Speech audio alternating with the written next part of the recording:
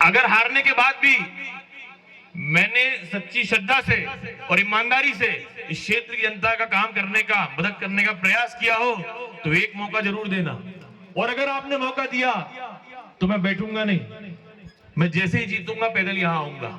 और आप लोग गवाह हो, बाबा ने वो मौका दिया और मैं रात में 3 बजे यहां अकेला पैदल, अकेला तो नहीं, आप लोग मौजूद थे, आप सभी आशीर्वाद दिए थे तो यहां पर आया था।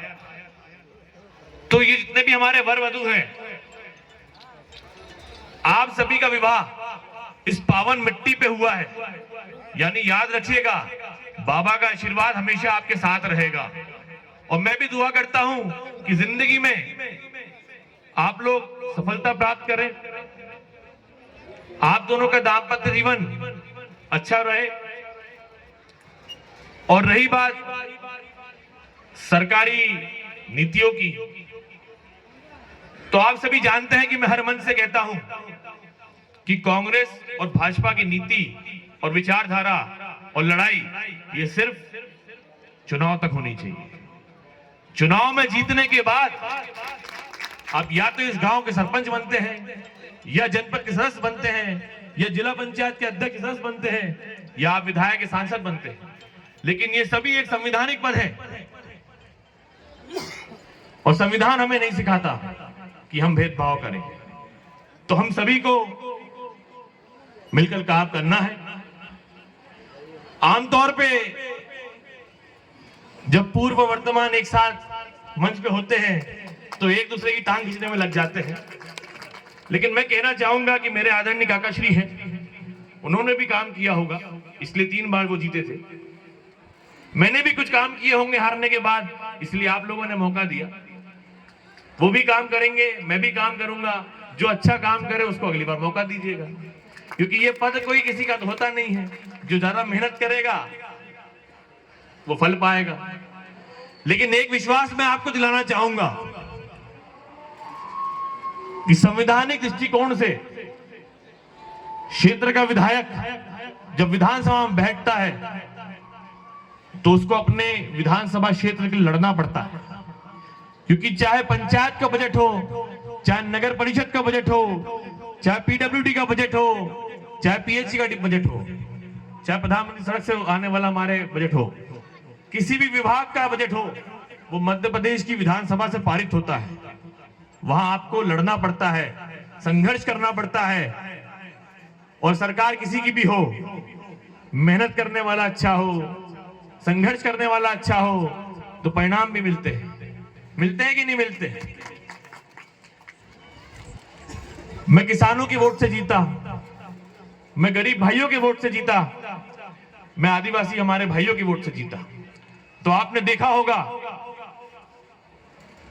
मैं ये नहीं कहता कि सरकार हमारी है, मैं तो ये भी नहीं कहता कि विधायक निधि हमारी है, क्योंकि मध्य प्रदेश विधानसभा से ही हमारी विधायक निधि निकलती है। सिर्फ हमारे कर्म हमारे हाथ में होते हैं, हमारी मेहनत हमारे हाथ में होती है।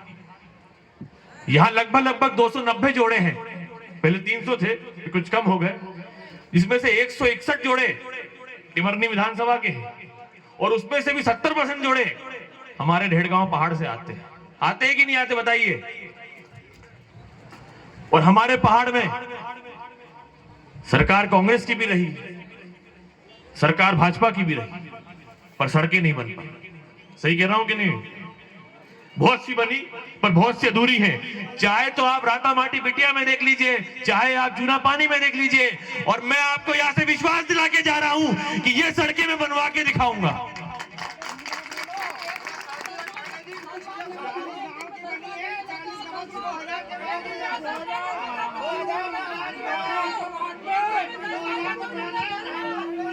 आप जंगल जाते हैं, राता माटी में सड़क है क्या?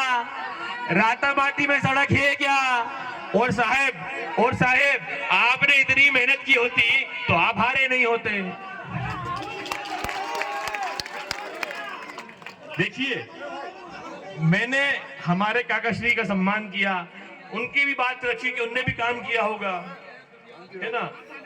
अब अगर हम ऐसी बात करें तो हम ये भी बात कर सकते हैं कि भैया नहरों में पानी कौन से डैम से आता है और वो किसने बनवाया था, किसने बनवाया था तवा डैम? भाई साहब 1998 में ये बांध कांग्रेस ने बनवाया था। 1998 में, मैं तारीख बता सकता हूं। 98 में इस जिले को जिले का दर्जा कांग्रेस ने दिया था, लेकिन उसमें कमल पटेल जी का भी योगदान रहा होगा, उस पर आप नहीं कर सकते। मतलब मेरा कहना ये, अरे कांग्रेस सरकार के 98 भाई साहब जिला विधायक बना सकता है क्या? अगर बना सकता हो तो मैं सोलपुर जिला बना सकता हूं, पर नहीं बना सकता। खैर, मेरा जो उद्देश्य था वो उद्देश्य कांग्रेस या भाजपा की राजनीति करना नहीं था। सिर्फ इतना ही कहना था कि आप लोगों का मंगलमय जीवन रहे। जय हिंद, जय भारत, वंदे मातरम। और वर वधुओं को बहुत बहुत शुभकामनाएं। वो सड़क जो है लिख लीजिए, बनवा के दिखाऊंगा मेरे कार्यकाल से पहले।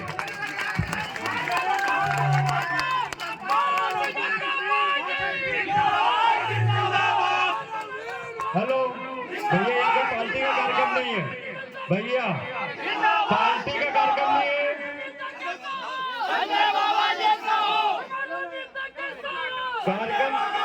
कार्यक्रम की बात करें।